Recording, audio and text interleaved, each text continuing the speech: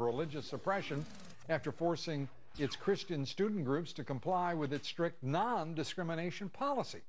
That policy states that organizations cannot require its leaders to share the group's beliefs, its goals, or values. Fox News senior national correspondent John Roberts with the story. It is a bastion of liberal arts in a sea of Bible Belt conservatism. And now Vanderbilt University is in a battle over religious freedoms. We come together to do things that Christians do together, pray and have Bible studies. And come and pray to me, and I will hear you. Justin Gunther is president of the Christian Legal Society, one of 4 Christian student groups at Vanderbilt that risk being shut down.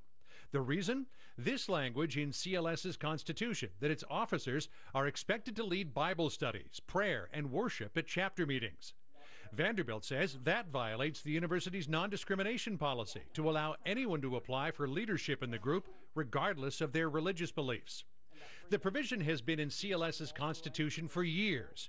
Gunter has been negotiating with the university but says he won't take it out. At the point where they're saying that we can't have Bible studies and prayer meetings as a part of our Constitution, if we go beyond that, we're compromising the very identity of who we are as Christians and the very thing we believe as religious individuals. So why has this become a problem now?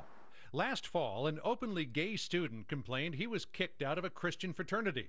Vanderbilt launched a review of all student organizations. As a result, about a dozen, including 5 religious groups, were put on provisional status. Vanderbilt says it's committed to making our campus a welcoming environment for all of our students, and that student groups are aware of their need to comply with the university's long-standing non-discrimination policy. Critics say Vanderbilt's actions take political correctness to new highs. In an op-ed, law professor Carol Swain charged Vanderbilt was flirting with religious suppression. I see it as part of a larger attack on religious freedom that's taken place across the country, especially when it comes to conservative groups.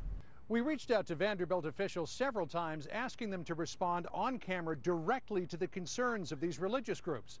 They refused our request for an interview, only giving us a written statement that said they continue to work with the groups to bring them into compliance with Vanderbilt's non-discrimination policy. Kyle Blaine has been following the story for the Vanderbilt student newspaper. He says there's nothing but confusion at the moment. I don't think the Christian organizations know where they're going. They've expressed to me that they feel like the rug's going to be pulled from under their feet at any moment. And the university has expressed to me that they really want to get this right. Lord God, Gunter says anyone is welcome to join the Christian Legal Society, but he adds, in order to be a Christian organization, CLS needs Christian leaders. I think as they really delve into the issues, they will change their minds and they will agree to us and allow Vanderbilt to be a place that really respects all religious people and provides for religious diversity. One religious organization, the Catholic Student Group, did come into compliance by watering down its constitution, so now the only requirement for leaders is that they be undergraduate students at Vanderbilt. But the Christian Legal Society, which has had problems with non-believers in the past, says it can't go that far.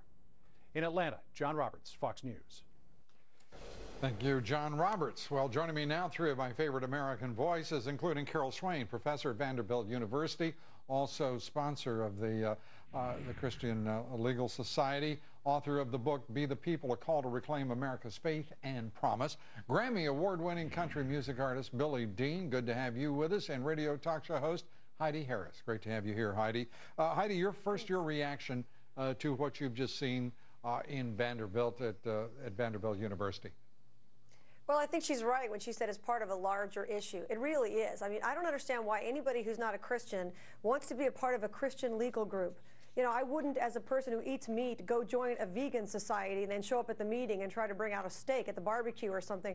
I just don't get it. It's just like the people, remember a few years ago there was that lawsuit where some gay people went to eHarmony and tried to find gay relationships and then they sued eHarmony. Why don't you find your own groups of people with whom you already agree? What's the point of trying to infiltrate other groups and try to make them water down their beliefs? It's a total attack against Christianity. I'm getting real tired of it, frankly. Billy Dean? Well, I see that it's important, as long as you can have a diversity of groups. You know, if you can have an atheist group, you can have a Muslim group, and let the leaders believe what they believe. I think it's good as long as these groups are promoting tolerance and education. I think they should have their distinguished, you know, identity as to who they are and what they believe. I think it helps us become better educated to learn about these different groups, and what better place to do it than on a university campus. Well, that campus is your home, Carol.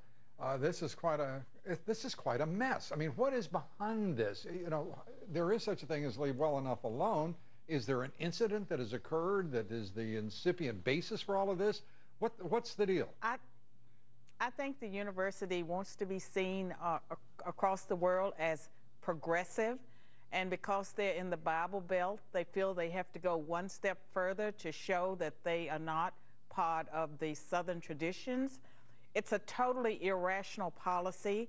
It was ill-conceived and hastily thrown together, and I don't know how the university can hope to sustain the policy, because it makes no sense. You're the faculty advisor for CLS, correct? Yes, I am. Did the university president or the dean or someone in authority at that level come to you and say, look, we're going to be doing some different things, and this is what students or you or somebody's done that's irritated the heck out of us or somebody else? No, not at all. The policy no communication at all.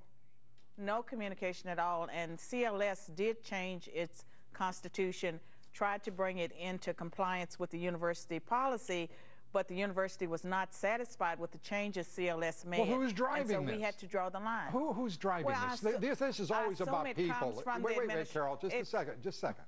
This is always about people. Who is the person in authority who is driving this?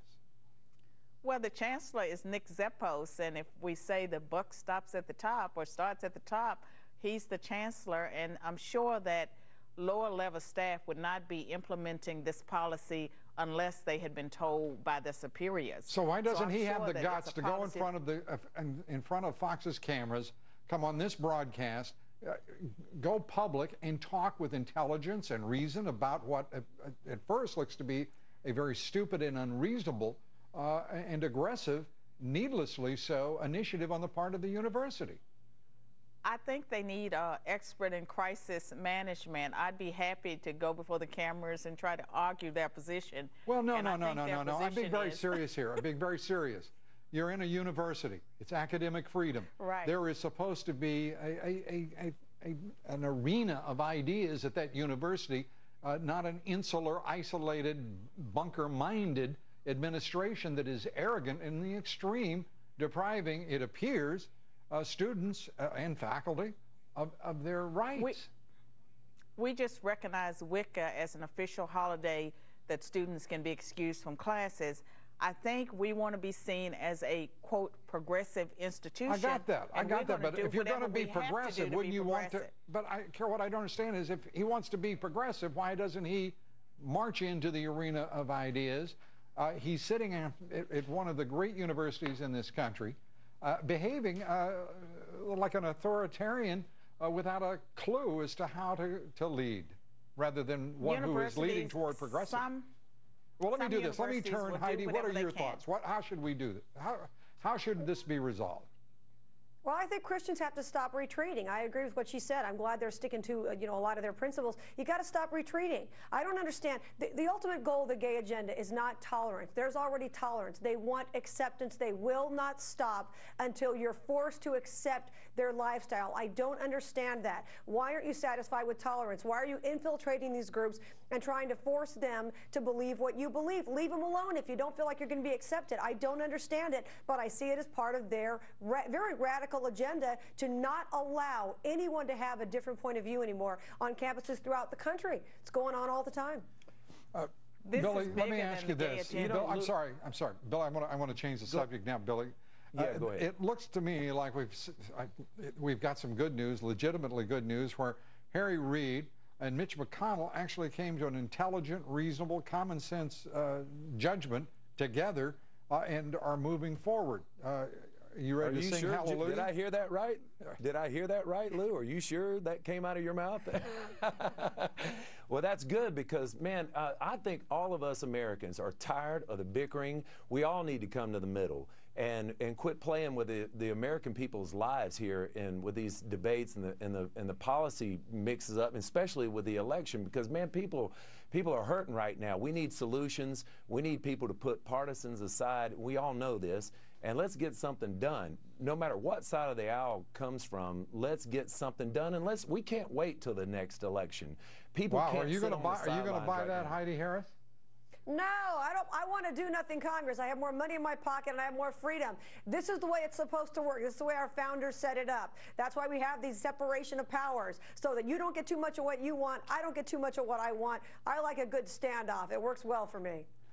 And Carol Swain, the president telling the Congressional Black Caucus to quit complaining. Well, I mean, what the heck was that about?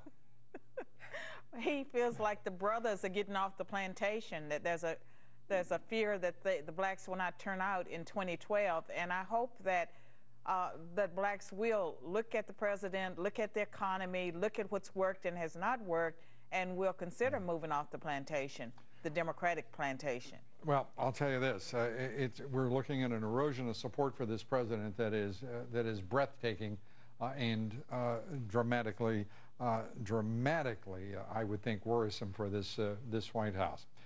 Folks, thank you very much. We appreciate it, Carol. Heidi, thank you very much. Thanks, Billy, thank you. Thank you, Lou. Up next, a live news conference on the Senate deal tonight.